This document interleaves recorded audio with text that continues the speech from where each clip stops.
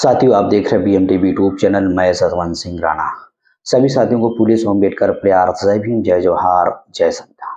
साथियों, अभी तक आप लोगों ने मेरे चैनल को सब्सक्राइब नहीं किया तो सब्सक्राइब करें, बेल आइकन को प्रेस करें, वीडियो नीचे कमेंट जरूर करें।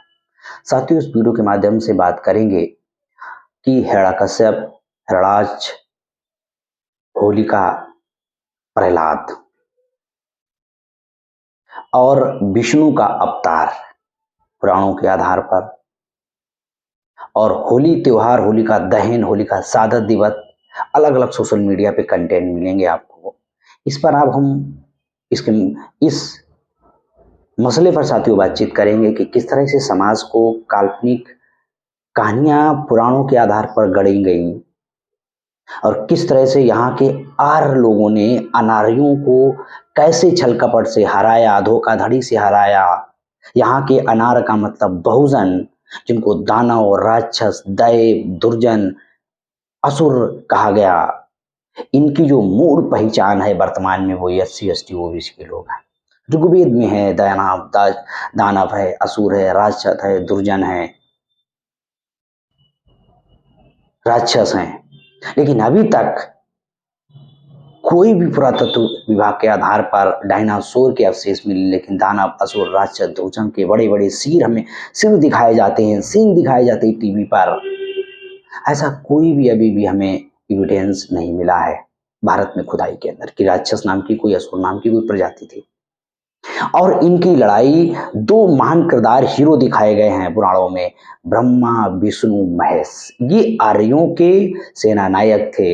इंद्र को पुरंदर दिखाया गया, ये सेना नायक थे आर्यों के। और साथियों, हिरण्यकश्यप के बारे में जो इनका इतिहास साथियों पुराणों के आधार पर जो गढ़ा करा, अब आप जाइए पुराण हो उठाइए। अगर आपको बहुत डिटेल में जानकारी चाहिए, कम पढ़ने पड़े, तो उसके लिए आप गूगल सर्च करिए। तो साथियों, हिरण्यकश्यप की जो जाति है वो असुर बताई गई, दैत्य बताई गई। इनका जो इनको सतयुग की तरफ बताया गया। इनको जो पिता थे साथियों, ये महर्षि बताए गए कश्यप थे। इनके दो पुत्र थे, हिरणाक्ष, हिरण्यकश्यप। और इनकी जो बहन थी होलिका, जिसको असुरानी बताया गया। इनकी जाति है असुर, असुरानी, ध्यान रखना। और हिरण्यकश्यप को बताया गया कि इसने बहुत ज्यादा तपस्या करने के बाद में ब्रह्मा ने, जो हर जगह ब्रह्मा किरदार आता है, ब्रह्मा का किरदार बहुत इंपॉर्टेंट है पुराणों में और ब्राह्मणवादियों के साहित्य में, जिसको ब्राह्मणवाद धर्म कहा गया, बहुत इंपॉर्टेंट किरदार है। और साथियों, वो हर जगह हीरो की तरह है, हीरो दिखाया गया ब्रह्मा के बारे में। तपस्या की हिरण्यकश्यप ने हजारों लाखों साल, बताएगा सर्च मारो गूगल पे कितने साल तक तपस्या की, हजारों करोड़ों साल ये लोग बताते हैं। इन लोगों का अपना अलग ड्रामा है। लेकिन जो साइंस ने जो मनो स्त्री पुरुष की उम्र जो औसत निकाली वो 100 वर्ष है। और इन लोगों के साथ पुराणों में तो हजारों करोड़ों तक जीवित रहे, हजारों वर्ष तक राज करते हैं।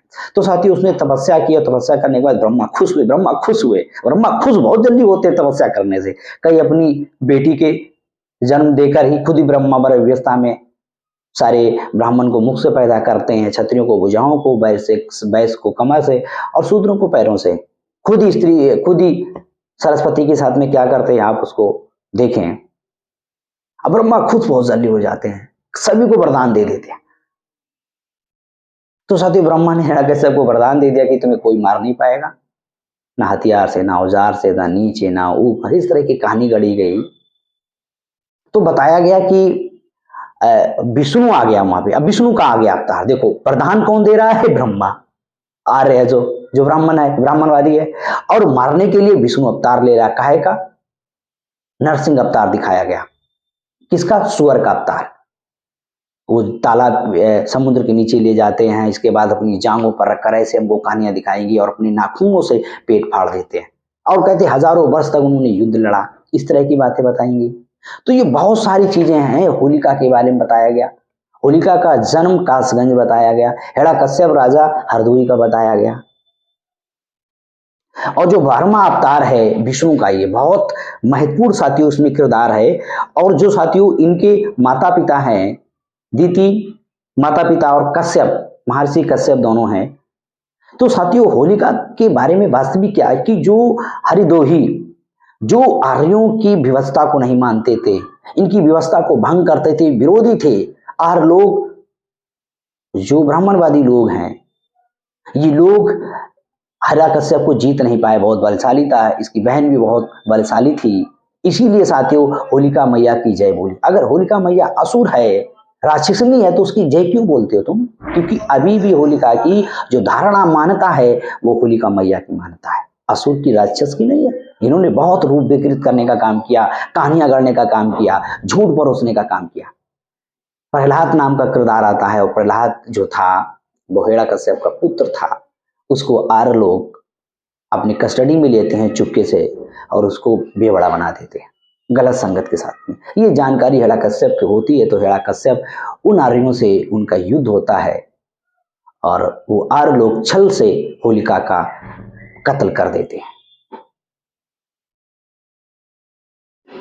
और साथियों, छल कपट के माध्यम से हिरण्यकश्यप का विष्णु के द्वारा अवतार दिखाया गया। वो एक किरदार है, ये एक साथियों क्या कहा जाए कि इन लोगों ने स्क्रिप्ट लिखी, कत्ल किया आर्यों ने धोखाधड़ी से, ब्राह्मणवादियों ने स्क्रिप्ट तैयार की, 12वां अवतार दिखाया, सतयुग में दिखाया, ब्रह्मा उसको वरदान दे रहा है, फिर वही साथियों विष्णु आकर अवतार लेकर सुअर का अवतार लेता है और इसके बाद में हत्या कर देता है। कहानियां गढ़ी गई, ना नीचे मरेगा, अलग अलग बहुत सारी आपको टीवी पर दिखाई जाती, मैं उस पर नहीं जाऊंगा। तो साथियों, ये एक हत्या थी, मर्डर था होलिका का, क्योंकि महिलाओं को शास्त्रों में कोई अधिकार नहीं। आप रामायण में देखो तो महिला को बेइज्जत किया गया, महाभारत देखो तो महिला को जुआरियों ने भेज दिया, रामायण देखो तो साथियों राम महिला को जंगल में छुड़वा देते हैं और होलिका का वध कर दिया गया।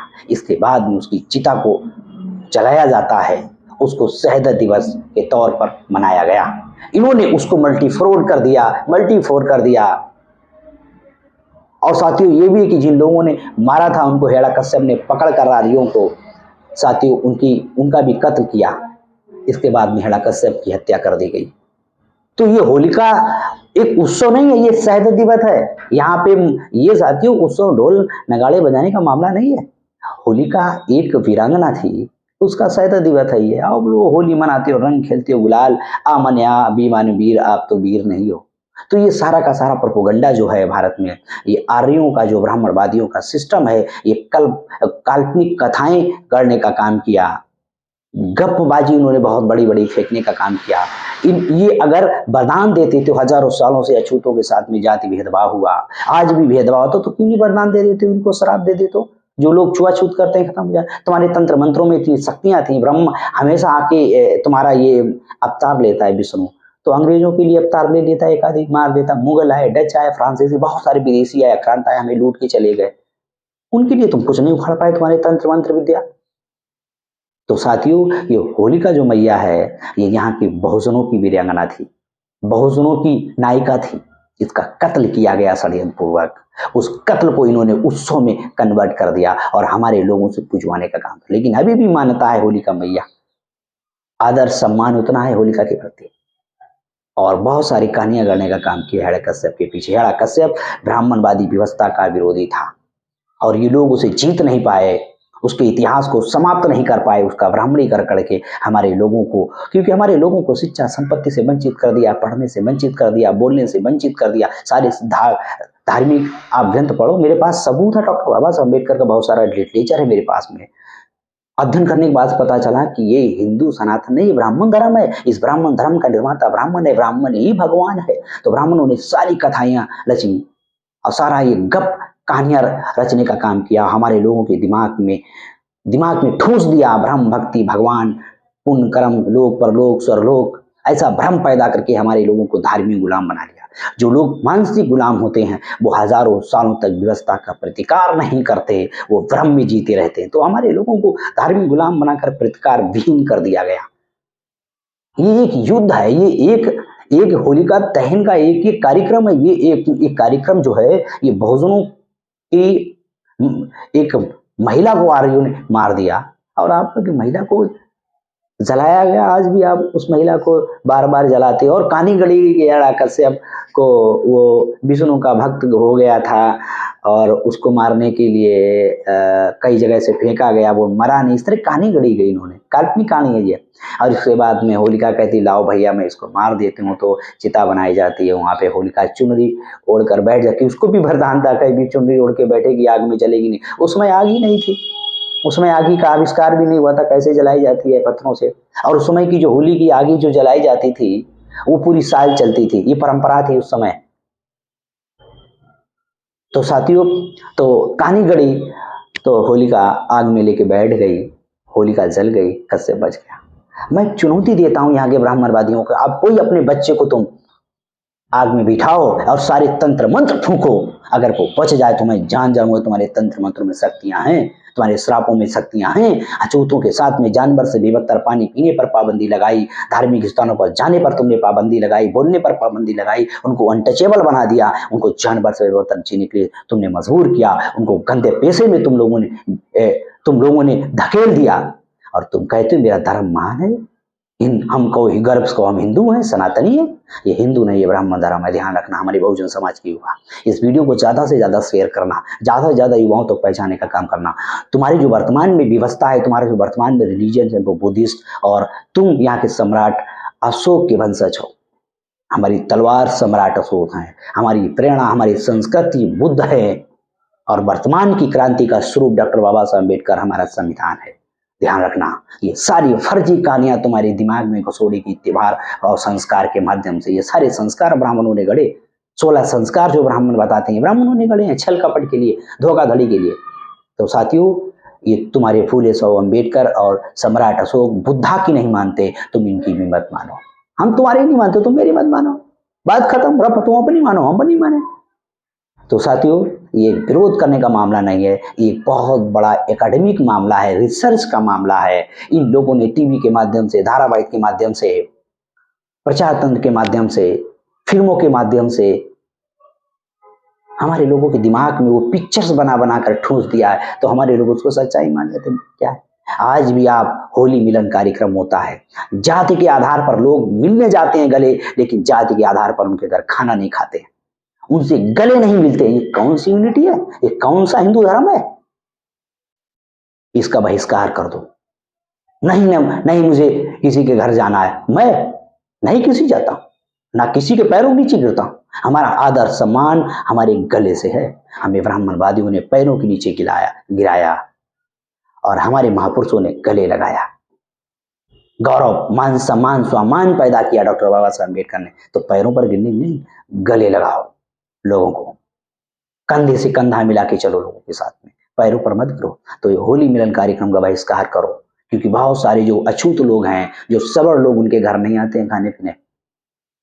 यह है, शहरों में होता है, जो पढ़े लिखे कुछ लोग आते, फिर भी उनके दिमाग में जाति कंसेप्ट रहता है। इसका बहिष्कार करो साथियों।